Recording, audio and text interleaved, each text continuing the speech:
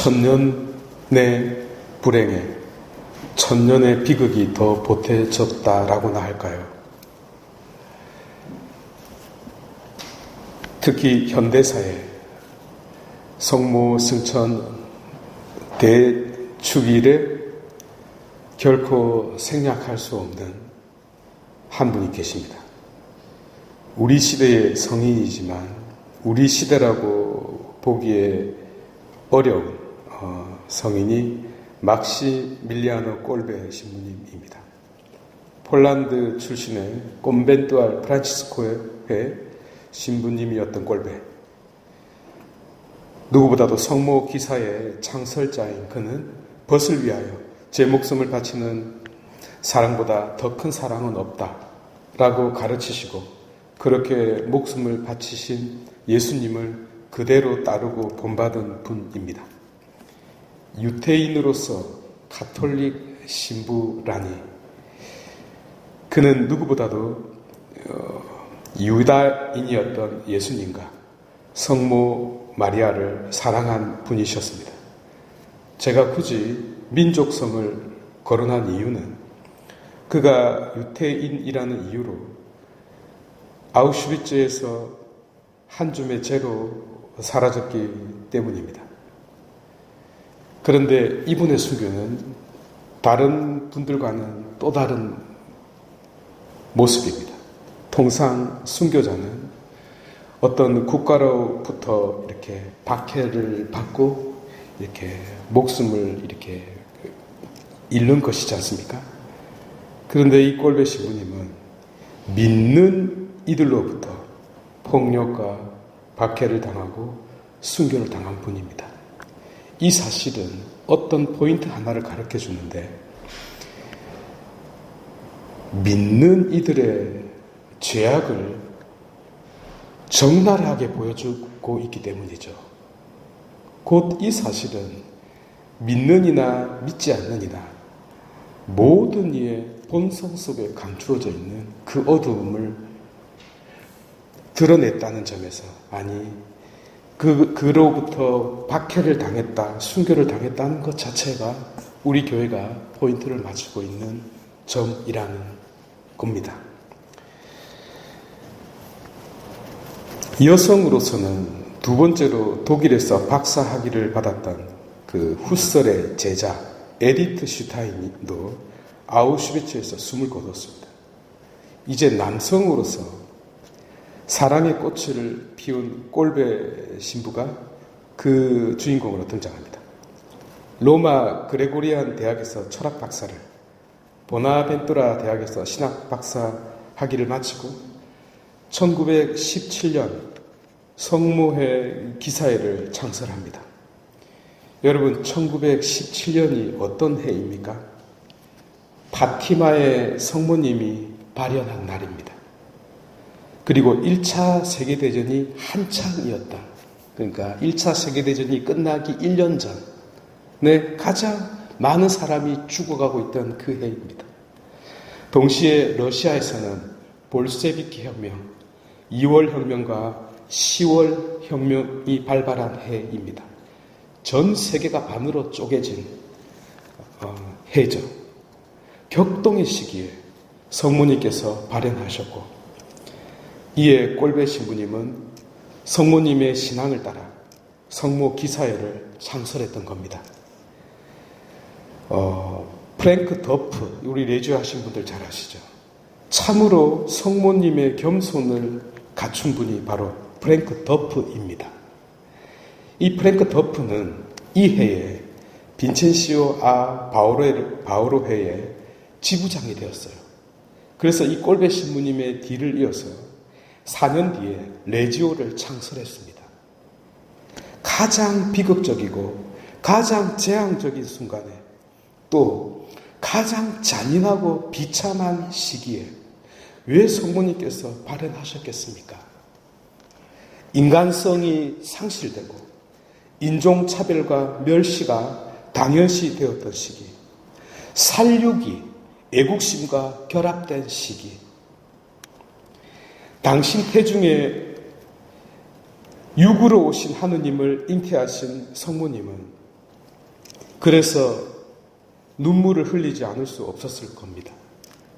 이 역사적인 흐름은 2차 세계대전까지 밀물듯이 밀어닥쳤는데 그 희생양이 바로 유태인들이었습니다.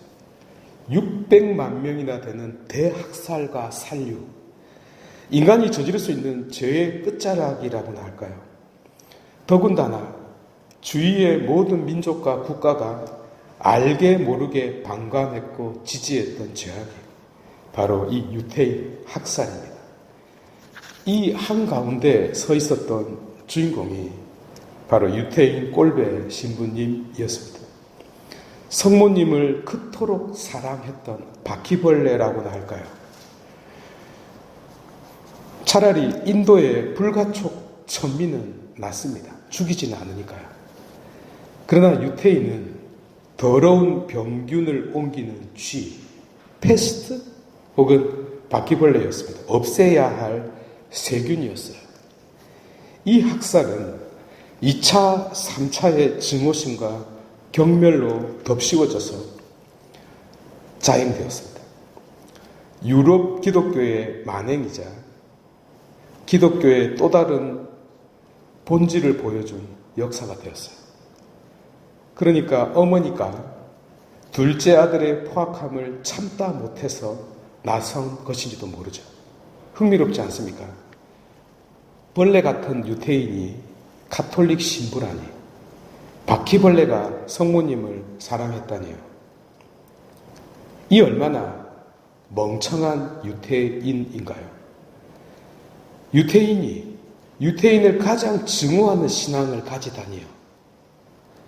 저는 가끔씩 예수 그리스도께서 유다인임을 강조하고 성모 마리아께서 유다인임을 강조하고 12제자 모두가 그리고 사도 바오로 또한 바퀴벌레와 같은 유다인임을 상기시켜 줍니다.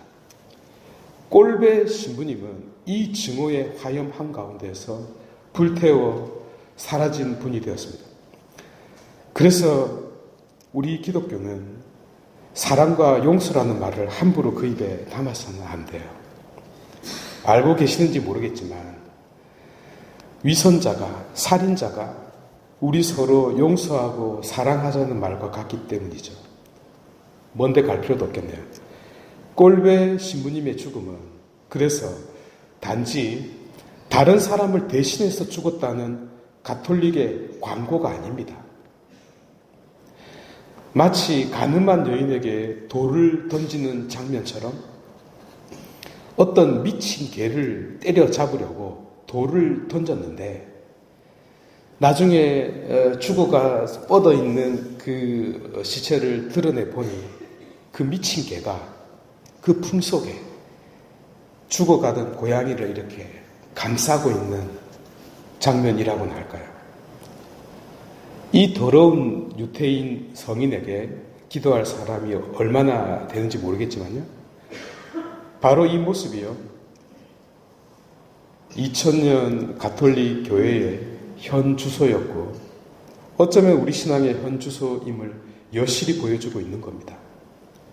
그래서 진짜 부끄러운 장면이 연출되고 말았는데요. 꼴배 성인은 다른 성인과 달리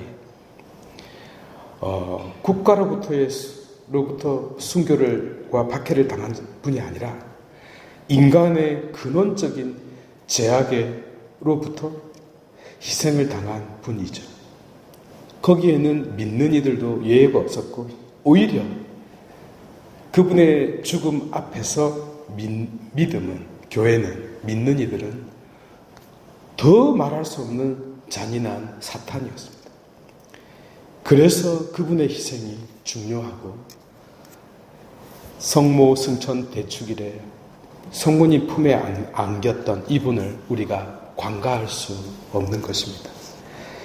어쨌든 제가 가슴 아픈 이야기를 해드렸습니다만 성모님을 사랑했던 이 벌레 같은 유태인 신부의 다른 사람을 위한 그 죽음과 순교, 우리가 왜 성모님과 함께 그리고 성모님과 예수님을 사랑했던 그리고 마지막 죽는 순간까지요. 이 에디트 슈타인과 꼴베 신부님은요, 가톨릭 기독교 신앙에 대한 손톱만큼의 미움도 없이 십자가에서 예수님께서 모든 일을 용서해 줬던 그 마음과 믿음으로 하늘나라에 올라가셨습니다. 봉헌합시다.